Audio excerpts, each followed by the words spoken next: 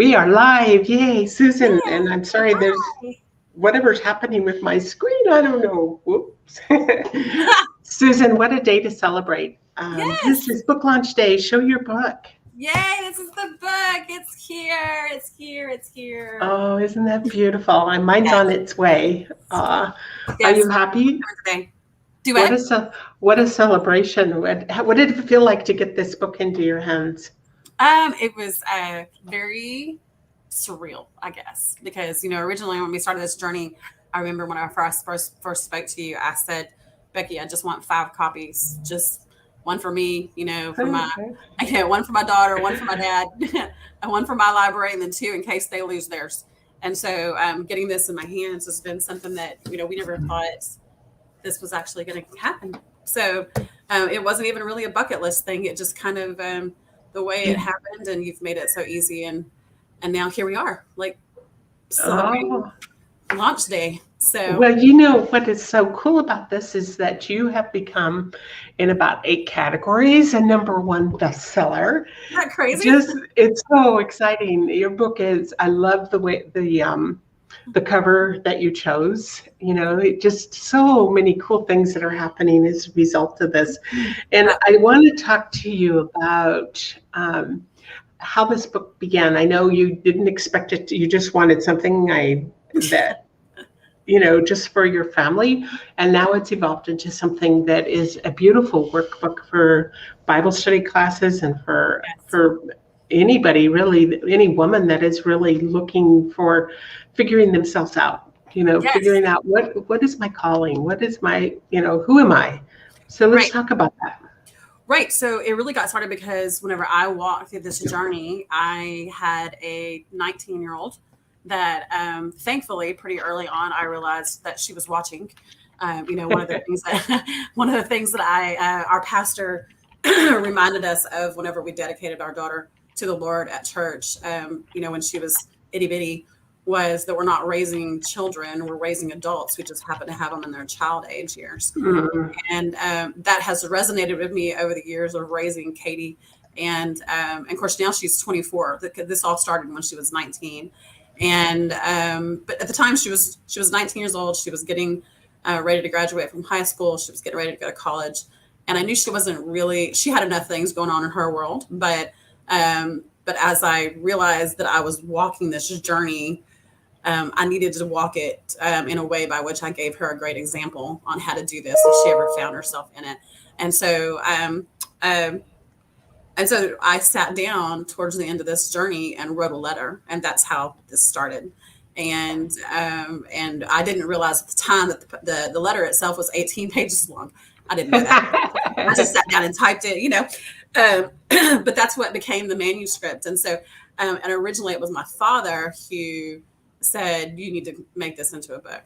And so that's how it got started. That's the reason why the first time I called you, I said, I just need 5 copies, I'm going to get this into the hands of my dad and my mom and my daughter. And then after that, we're going to, let it just sit on a shelf someplace. And I wanted 2 extras in case they lost theirs. And, oh, how fun.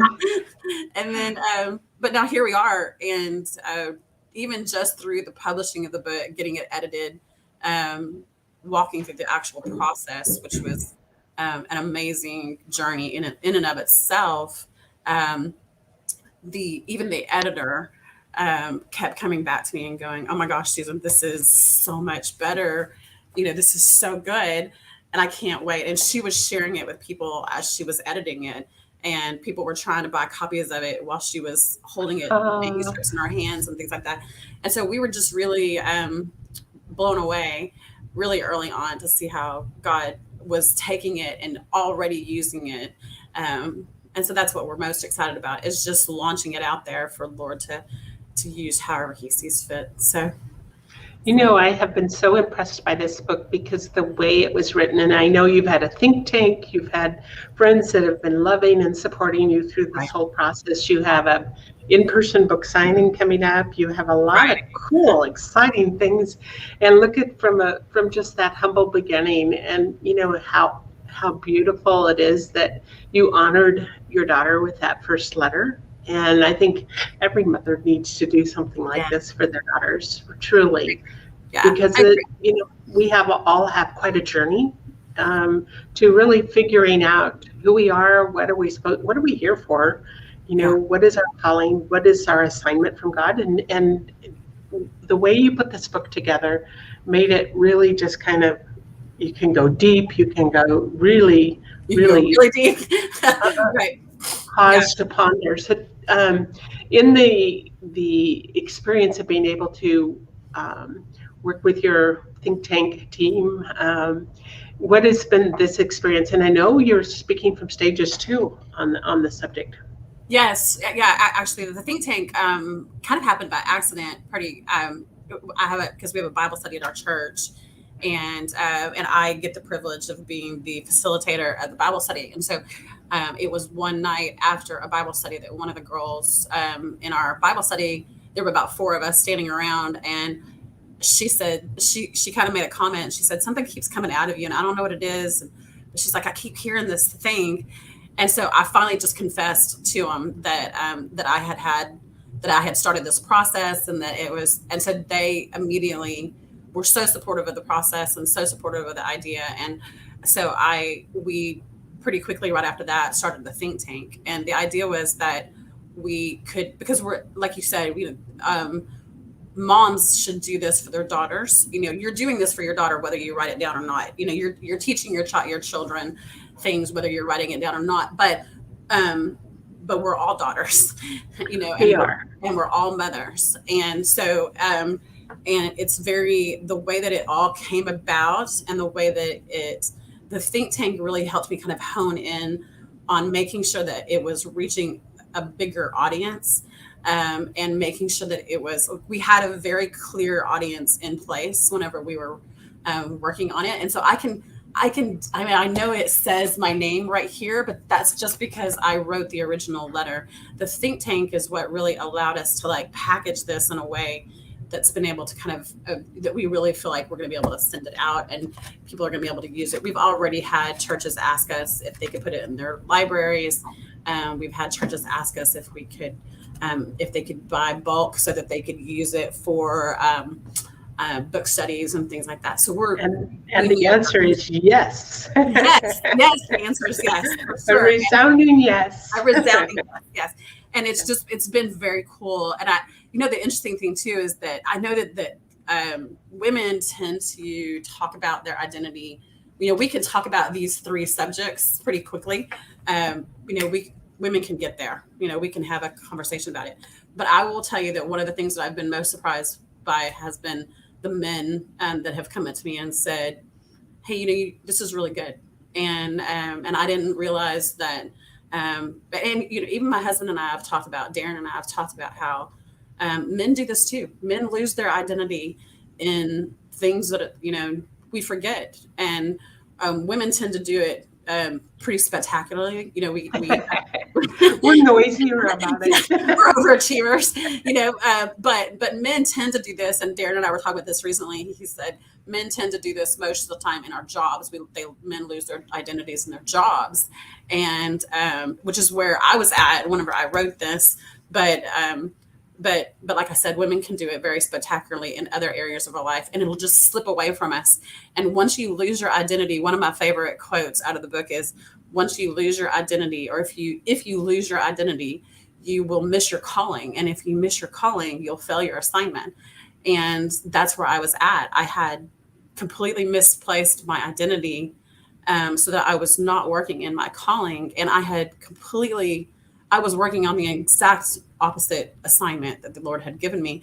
And I was doing good stuff. That was one of the things that that dawned on me pretty early on in this process too, is that it wasn't that I was a bad person, right? Okay, so I wasn't a bad person, but we just tend to lose our identities and things. And I was doing good stuff. I was working. I was accomplishing things. I was blessing people. I was all those things. But I was working on it was like the Lord gave an assignment in math, and I was doing my work in science. It was just not the assignment that He had given me at the moment. And so that's what this is really about, is helping people to just realize that, your identity and your calling are irrevocable. They cannot be They cannot be taken back. If you're a creative person, then it's that, and that's part of your calling, then that is irrevocable. But our assignments change, and that's and if you get and specifically men too, but like I said, women are spectacular at this in that we oftentimes will take our identity and our assignment and switch them, and Yeah. that's when we lose That inherent lack of satisfaction and deep fulfillment. yes. And then all of a sudden you're going, what? And that's why I'm completely convinced that that's the reason why women, because we'll lose our identity in our children. Even you could lose your identity in your husband. Well, often because women are the caregiver, carry that role. Right. I think what happens is we get ourselves so immersed in that we kind of lose ourselves in the process. Right.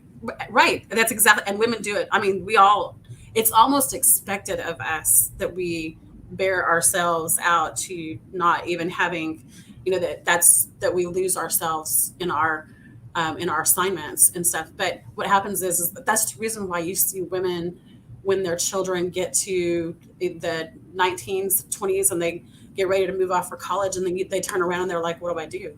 I don't all I've ever been is a mom. No. Right. Yeah. Like we didn't know that was coming. That was one of the things, that it's like we forget. We just get so caught up in our assignment, not realizing that, yes, our children are extremely important. And yes, we're called a mother. But I mean, and yes, you're a mother your entire life, but you have them in this stage of life. And then, and if you're not careful, if I'm not careful, I'll teach Kate that she just has to just work all the time for, and be what everybody else wants her to be. When in reality, assignments change. They're just, I mean, I was, I'm a different mom now than I was when she was 3, Thank goodness. Yeah, thank goodness. Right. And I'm a different wife now. I'm married to a very successful, very, we call him a serial entrepreneur. He's Darren doesn't have the ability to sit still. Even recently, while we've been going through COVID, he and I both have had it, and it was torture to make him sit still, and he just can't sit still.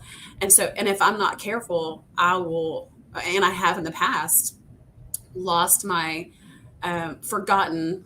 I'll kind of lose my identity in his name, because there's something to be said about being Darren Creel's wife. There's some expectations, there's some responsibilities, there's a lot of work. There's a lot of work. Yes. And it's but it's a I mean, women can do it. We can, like I said, we can do it spectacularly. We could lose our identity in our children and our jobs and our spouses, in our grandchildren, which I hear is, one of the greatest phases of life. And yes, still it's an assignment, So what is the difference between a calling, our identity, and our assignment? I know you go through that in the book, but for the sake of the listeners, what's the difference? Yeah, your identity is more than just your fingerprint or your social security number. Your identity is that. I told somebody the other day that your identity is not the fingerprint that God gave you; it's the fingerprint that He put on you, and it's what God has created you to be, and our identity is only in Him. I am a daughter of the King, and all those wonderful things, but my true, authentic me is who God created me to be, and nothing more and nothing less. And so that does not change. It does not change. The moment that you gave your life to Jesus Christ, the Bible says that you're a new creation, and that is the moment that your identity is set.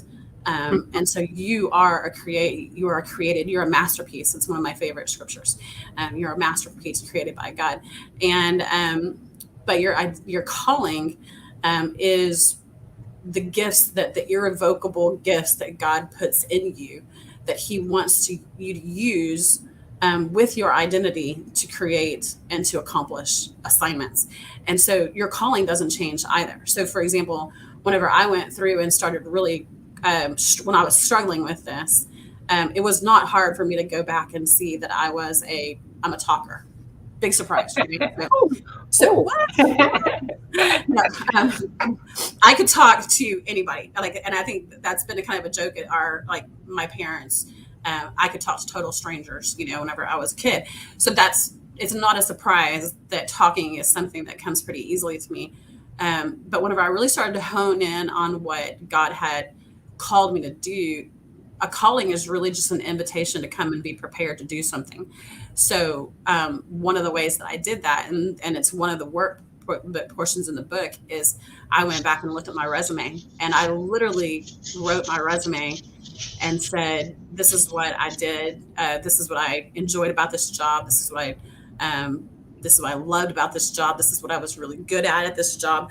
And that's what helped me kind of hone in on, and then looking back on it, it's almost silly when you look back on it and go, well, of course I'm that, of course I'm a cheerleader. Of course I'm an encourager. Of course I'm a resourcer. Of course I'm all those things. But that's what happens is we get so focused on other things that we don't actually know what our callings are. And it's okay to not be some things. I'm not called to be, I don't know, something that, there are things that I'm not called to do. And we can't be all things to all people, and nor should we try, nor is this for all people. Right, because God does not need 15. He doesn't need 15 Susans living in this particular household. It would be a dangerous world. Because that would be a dangerous world. Dear would not be okay with that. I always say, I need 10 of me right now, and wow, what a scary world that would be. Right. Well, and then also the calling, the assignment portion of it is where I think a lot of people get really confused. And whenever I was walking this journey and the Lord kind of revealed this to me, I remember the day that I was like, oh my gosh, this is what I've been missing. This is where I lost it. And the assignment portion is really, I know that it's going to sound like, not only in the book, but because in real life it is like this, but assignments look a lot like jobs. They look a lot like 9 to 5s. I know my identity, and I know I'm called to be a resourcer, a cheerleader, an encourager, an organizer. That's me. And so if I take all of those things, well, of course, my favorite jobs all included those things. And they all included those things because that's what I'm good at. That's what I'm called to do. Okay. So, but what if we're not careful, the assignment we'll completely miss the assignments. And my assignment at the time that this journey started, where I got confused was that I had because our company had gotten larger, and I had gotten very happy in the fact that the company had been very successful, and I had a successful position, and I enjoyed my position. And then, so whenever I no longer had that position, I was completely lost. But it was because it was just a job. It was not the assignment that God had me for me at the time. And so, and our greatest happiless comes whenever we're fulfilling the assignments, not when we're getting, the paychecks are great, trust me. But, so a lot of people will confuse their assignment and their identity. And a lot of times we think that our assignments are our jobs. And I not always, is it? No. And if that's, in a lot of ways, you spend a lot of time at work. And I recognize the fact that, 9 to 5 jobs are important. And we should all go to one, we should all have one.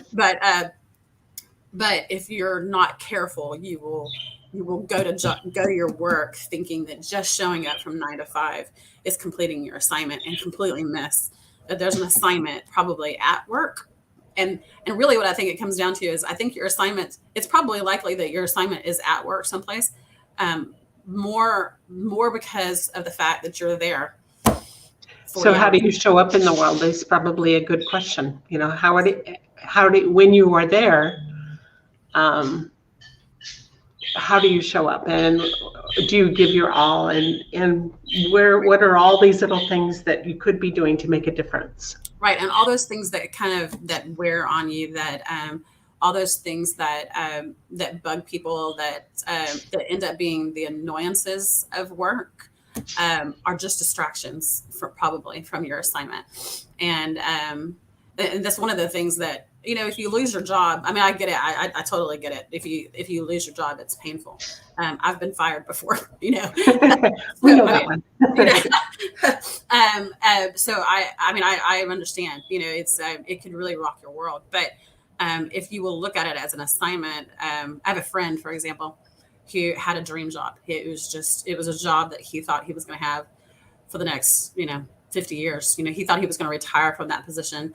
And just through a series of really unfortunate circumstances that had nothing to do with him, it was really just politics that had nothing to do with him. He lost his job, and he spent the next 4 years really struggling over. He just couldn't get past that he had lost his job, and I understand that. right, yeah, and we've all either done it or seen it happen to somebody, and from our perspective, it was just a job, but from his perspective, It was how he identified himself. Yep. It was his identity. And so whenever he lost his job, he lost his identity. And so the struggle that he dealt with over the next 3 or 4 years was heart-wrenching to watch, because he just couldn't see his worth outside of, and all we could see was his worth. So it hung him up, from being able to move on to the next assignment. And it's hard to look at somebody and say, hey, look, it's just a job. But it's not just a job. What you do is not just a job, it's a calling. It just happens to be that, but there are assignments even for you, even in what you do, that are over and above the 9 to 5 and the absolutely amazing things that you do with your talents and stuff. So, yeah. And that's just, and really the whole book is really just me trying to help, well, originally Kate, and now anybody that will listen, it is just to help them be a constant reminder. And it is to me now to me, I do constantly look at myself and go, Lord, am I walking in my identity? Am I walking in my assignment? Because if I'm walking in the wrong place at the wrong time, I'll forget. I just reminded myself again this morning, and Darren's actually having to deal with a lot of COVID at his office. And so he's got people that are out. And so he's having to struggle, doing different jobs and stuff. And I walked into the kitchen this morning and said, what can I do? And he said, I just need you to do this and this. And I said, absolutely, I'll take care of it. And that's my assignment. My assignment is to make sure that he has everything that he needs, which makes my day, it makes my life feel more fulfilled. It allows me to walk in my calling. And then I get to take little breaks and do stuff like this, which is just, and the fun things. So your family must be so proud of you that and your friends, but especially your family must be so proud of you. You've got this book out and, doing what you're doing. Yeah. My dad, again, this is something that started because of Kate, and also because my dad. And my dad was really adamant about us doing this, and he's been wanting me to write a book for a long, long time. And but this was whenever he saw this one, and he saw it originally on Facebook whenever I originally posted it for that few hours, and then ripped it down real fast. And he called me yesterday and he said, hey, Suze, I just want to let you know that I ordered your book. And I said, well, Dad, you're kind of the reason why it's out there. I was going to give you one. And he said, well, no, I knew you wouldn't let me buy it, so I went ahead and ordered 10. Aww. And I said, Dad, and he said, he said, I'm just so proud of you, sweetheart. And he Aw. said, I want to give it to all my sisters and all my brothers. And so it has been. And then Darren, the day that we found out that we had hit number one in the first three categories, we were sitting on the couch and watching the news, and Darren said, "Hey, sweetheart, I just want to let you know it's really cool to be able to say I'm married to a number one best-selling author," and it's just, so it's been very surreal, and it's been it's not what we expected. Kind of like got to pinch yourself, like, wow, this is happening. Yes, it's definitely not what we expected, but we also know that God gives platforms for a reason, and we're going to use this platform for as long as He will let us stand on it. We will use it to glorify Him and to get this out there. I just really believe that there's somebody out there that that just needs kind of this practical roadmap on how to get through this.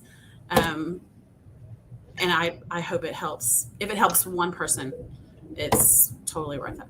So that's beautiful. And I want to say, you have been so fun to work with through this whole process. Sometimes it's there's, because books, when they're coming from the heart of somebody that really wants to get a message out to the world, there's a lot of emotion that goes with that, and some people handle it differently. But you have been so much fun to work with, and you're always responsive to all the things that need to be done, because there's a lot of moving parts to making a book really come to the world in the proper way.